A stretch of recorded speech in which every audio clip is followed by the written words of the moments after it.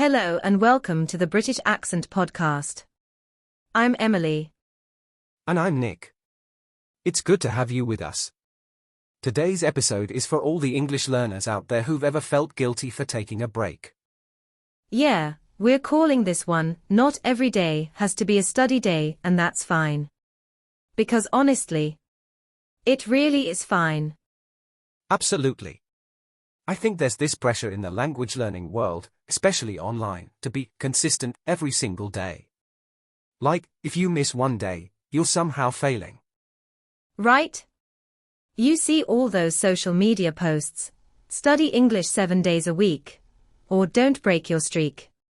And while those things can be motivating, they can also make you feel like rest is a weakness. But here's the truth, rest is not the opposite of learning.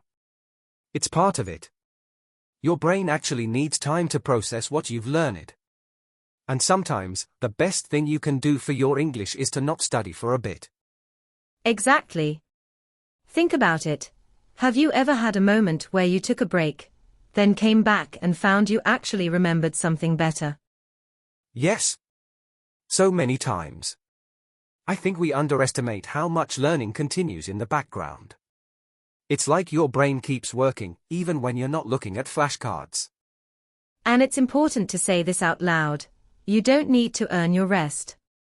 You don't have to prove anything to anyone.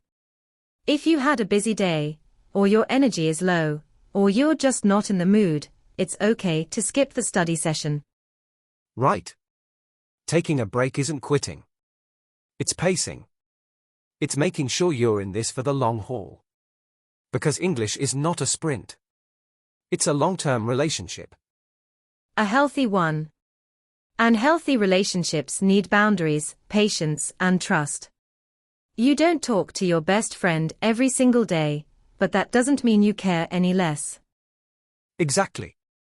And your connection to English works the same way. You can still love the language, still want to improve, and not study every day. So if you're listening and you've had a day, or a week, where you haven't done much English, this is your reminder, you're still an English learner. You're still growing. You don't need to do something every single day to belong on this journey. And sometimes, when you step away for a bit, you come back with more energy, more clarity. It's like giving your mind room to breathe, and suddenly, the things that felt hard start to feel a little easier. Yeah, and I think that's the beautiful thing about language learning. It meets you where you are. It doesn't punish you for taking a breath. In fact, some of your strongest growth might come after a period of quiet. I used to feel guilty on days when I didn't touch a book or listen to a podcast.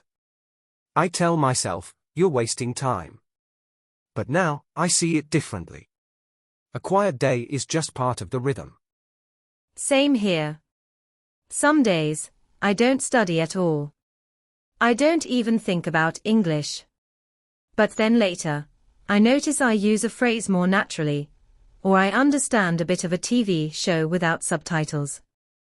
That progress didn't disappear just because I took a break. That's the thing, progress doesn't vanish. It builds. It sits in you, quietly, even when you're doing other things. Even when life gets messy or overwhelming. And sometimes, your mental health or responsibilities take the front seat. That's not failure. That's just being human. Your English will still be there when you're ready to come back. So if your day's been filled with work, or parenting, or just trying to get through the hours, know this, you're not falling behind. You're living. And that counts, too. Every step you've taken so far is still valid. None of it disappears because of one slow day.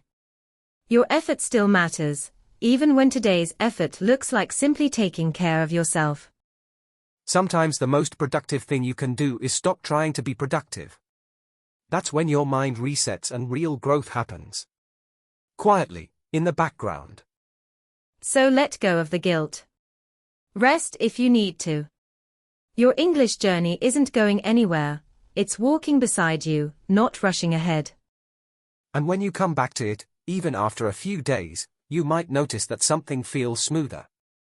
A word you struggle to remember just pops into your head. Or a sentence flows without you needing to overthink it. Exactly. That's the quiet progress.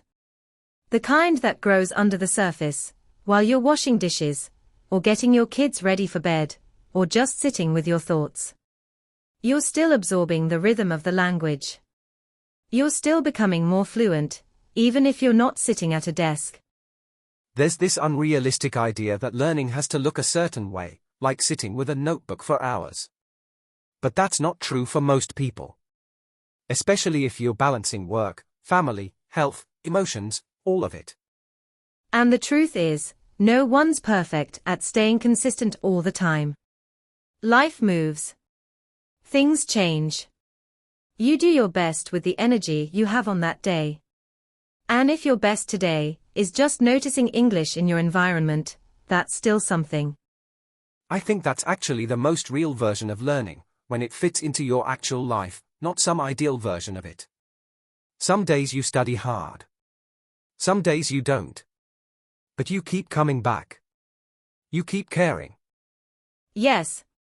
And caring about your progress, even when it feels small, is what really moves you forward. Not guilt. Not shame. Just quiet care, and a bit of patience. And sometimes, even just thinking in English while you're going through your day, like when you're commuting or tidying up, can be more helpful than forcing yourself to sit down with a textbook when you're exhausted. Right? Like, mentally narrating what you're doing. I'm making coffee. I'm looking for my keys. I'm late again. That's all real practice. And it fits into the busiest of days, without adding pressure. And let's be honest, that kind of practice sticks with you because it's personal. You're using the language in your own context, in your own story. It's not just theory, it's real life. And it makes English feel more like a part of you. Not something you have to switch into, but something that's already living in your thoughts, your routines, your quiet moments. It's funny how we think we need to do more to get better, but often it's about noticing more, what we already are doing, and giving ourselves credit for that. Yeah. Because the learners who last, the ones who really grow, they're not the ones who never miss a day. They're the ones who show up again after they miss a day. Or two. Or a week. They keep going, even slowly. And slow doesn't mean weak. Slow can mean steady. And steady gets you further than trying to sprint through exhaustion. Exactly. And I think a lot of learners forget that fluency isn't just about speed, it's about comfort. It's about being able to express yourself, even if it's not perfect. And that kind of comfort is built over time, not in one intense study session. Yeah, like when you talk to someone and the words aren't coming fast, but they are coming. That moment is proof you've grown. Even if your grammar isn't spot on, you've created something in real time, and that's incredible. Honestly, that's what communication is. It's not a test, it's a connection.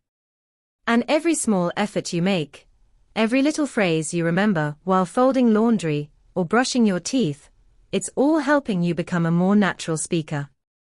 And I think what people need to hear more often is, it's okay if English is messy, just like life is messy. Your learning doesn't have to be neat or structured to be meaningful. Yeah. The progress you're making during the chaos, during the tired days and busy hours, that's some of the most meaningful progress of all. Because it's yours. It's real. And it counts. So, if you're listening to this while doing the dishes, rocking a baby, waiting for the bus, or just lying in bed feeling a little overwhelmed, we want you to know, you're not falling behind. You're still in the game. You're still learning. And your journey matters, even if it's not perfect or fast. Keep going at your pace. Keep showing up in the small ways. That's where real growth lives. Thanks for spending this moment with us. We're always cheering for you, wherever you are and however you're learning. This is the British Accent Podcast, and we'll talk to you soon.